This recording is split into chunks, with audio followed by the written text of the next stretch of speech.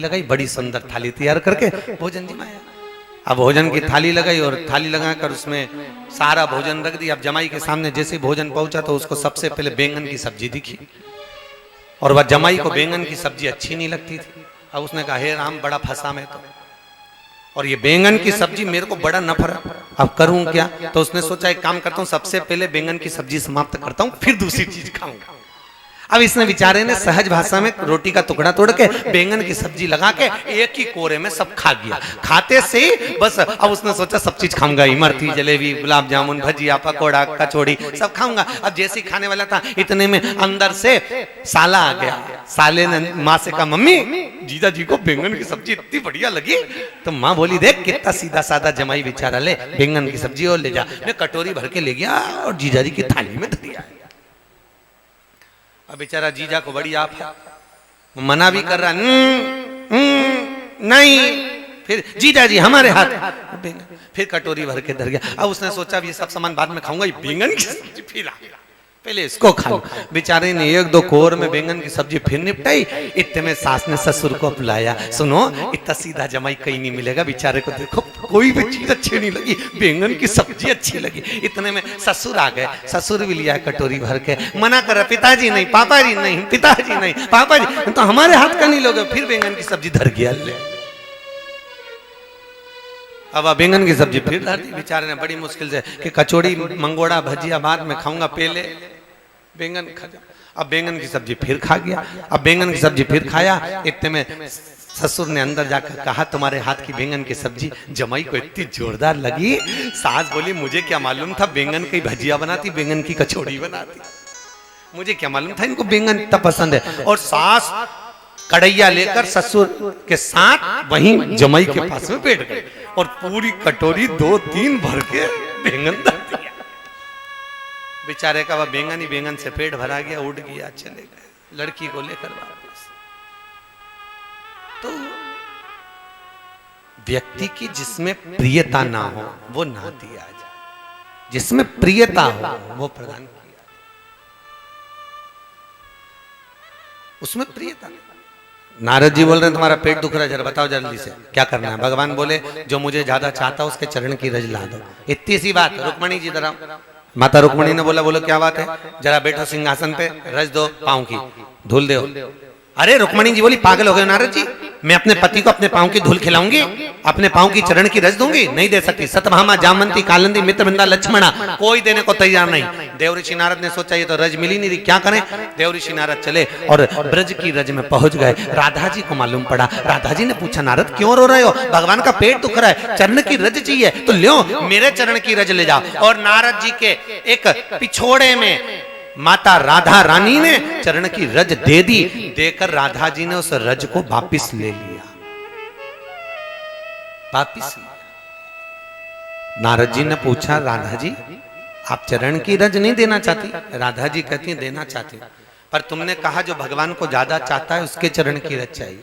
नारद जी, हो सकता है मुझसे ज्यादा चाहने वाली इस ब्रज की रज में और भी गोपी हो, तो तुम एक काम करो, सबकी ले जाओ। नारद जी बोले, तो सब इतनी सारी कभी इकट्ठी होंगी? राधा जी बोली, जब मेरा प्रीतम, मेरा कृष्ण यहां से गया था तो बंसी मुझे देकर गया था। उस बंसी को मैंने कदम के पेड़ के नीचे ब्रज की रज में छुपा दी है, उसको मैं बजाती हूँ। राधा जी ने बंसी का नाद करा, गोपियां सोची कृष्ण आ गया, दौड़कर गोपियां आ गई। सारी गोपियों से भगवान ने, राधा जी ने कहा, एक काम करो, अपने अपने चरण की रज दो। इतनी बड़ी पोटली बांध के चरण की रज की देवऋषि नारद को दे दी और नारद जी के सिर पे रख दी। नारद जी के सिर पे जैसी रखी तो नारद जी तो डोले।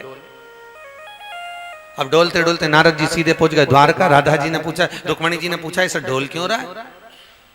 कि ऊपर रज रखी, रज से कोई डोलता है? ले जाकर देवऋषि नारद ने भगवान को चरण की रज दी। भगवान ने पाया पेट दर्द बंद हो गया, उठा के पूरी रज अलमारी में रख दी। भगवान ने पूछा, नारद ये क्या कर रहा है, इतनी सारी रज तू अलमारी में क्यों रख रहा है? नारद जी बोले, पूरा दवाई का पत्ता ला के रख दिया, जब पेट दुखे जब खाते रहने, बार बार कौन जाएगा लेने। अर्थात शिव महापुराण की कथा कहती है कि प्रेम दिखाया नहीं जाता, प्रेम भीतर से होना चाहिए, भीतर से। प्रेम दिखाया नहीं जाता। शादी के पहले छोरा और छोरी जब बात करते हैं ना, हमने कई बार सुना गार्डन में हम लोग जब मॉर्निंग वॉक में घूमने जाते हैं तो एक छोरी बैठी थी, छोरे से कह रही थी तुम काहे को चिंता करते हो, एक बार शादी तो हो जाए, पूरे घर को स्वर्ग बना दूंगी, काहे को चिंता कर रहे हो। हमने उसको घूर के देखा तो हमको लगा छोरी का विल पावर तो देखो कितना मजबूत है।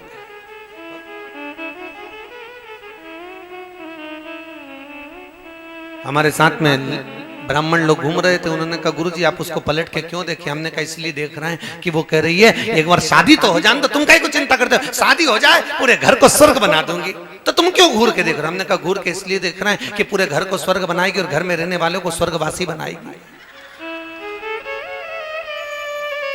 घूर के इसलिए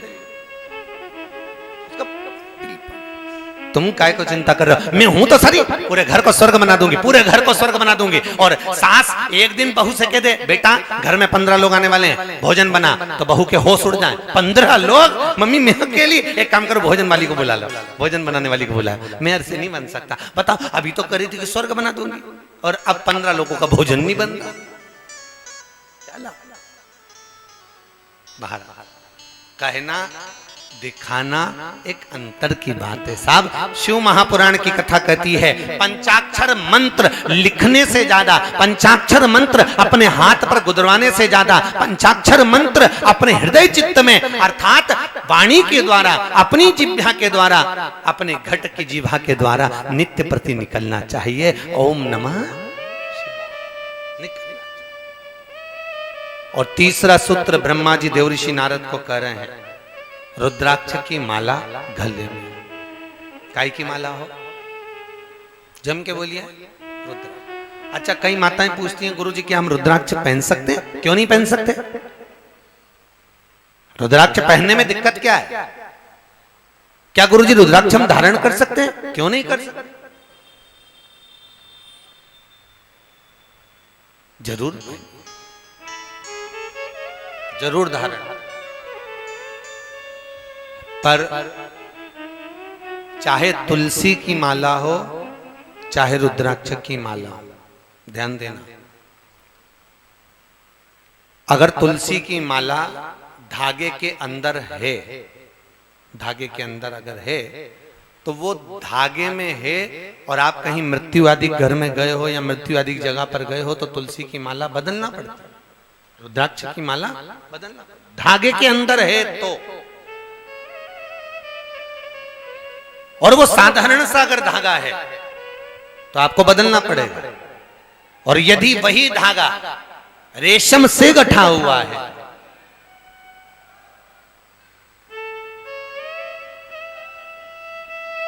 रेशम में बंधा हुआ, अगर रुद्राक्ष रेशम में है, तुलसी की माला अगर रेशम में है तो फिर उसको बदलने की भी जरूरत नहीं पड़ती है। रेशम में कुछ कुछ चीजें ऐसी होती हैं कि जो गलत होने के बाद भी हमारे हिंदू धर्म में पूज्य मानी जाती है। जैसे शहद, शहद गलत है, देखा जाए तो मधुमक्खी उसको फूल में से लेकर आती है, अपनी राल से उसको उल्टी के द्वारा पटकती है और वो हम पूजन में काम में लेते हैं, वो गलत होने के बाद भी पूज्य है। रेशमी वस्त्र, रेशम का कीड़ा जन्म लेता है और वो कीड़े को तपाकर मारकर उस रेशम के कीड़े की राल द्वारा रेशम का वस्त्र निर्मित होता है, फिर भी हमारे यहां उसको पूज्य। पीपल का वृक्ष, बड़ का वृक्ष, ये दोनों वृक्ष कागविष्ठा से जन्म लेते हैं, अर्थात कौवे को सबसे ज्यादा अगर प्रिय है तो पीपल का फल और बड़ का फल प्रिय है। काय का फल प्रिय है, जम के बोलिए, पीपल और बड़ का। ये कौवे को सबसे ज्यादा प्रिय है पीपल का फल और बड़ का फल। तो पीपल के वृक्ष पर कौवा बैठता है, पीपल के फल को खाता है, और बड़ के पेड़ पर बैठता है, उसका फल खाता है। और कहीं पर उड़कर कौवा जाता है, किसी दीवार पर, किसी जगह पर, अन्य जगह पर बैठता है, और जब वो विष्ठा करता है, जब गंदगी करता है, उसके द्वारा पीपल का पेड़ दीवार पर भी जन्म ले लेता है। महाराज बड़का पेड़ दीवार पर भी आ जाता है। तो काग विष्टा के द्वारा जन्म लेने के बाद भी वो पूज्य है, उसके बाद भी पूजा जाता है। गंगा का जल निर्मल, गंगा जल क्या है? निर्मल। निर्मल का मतलब समझते हो? इस भगवान पर ये चीज चढ़ गई और नीचे उतर गई, उतरने के बाद वो विसर्जन होना चाहिए, उतरने के बाद उसको ठंडा करना चाहिए। पर गंगा का जल निर्माल्य होने के बाद भी 33 कोटि देवताओं के अभिषेक में, पूजन में, अर्चना में, भजन में, कीर्तन में वो चलता, आज भी चलता। और निर्माल्य शंकर की जटा से नीचे निकला, अर्थात शिव पर चढ़ चुका है और चढ़ा हुआ जल नीचे आया। तो फिर तो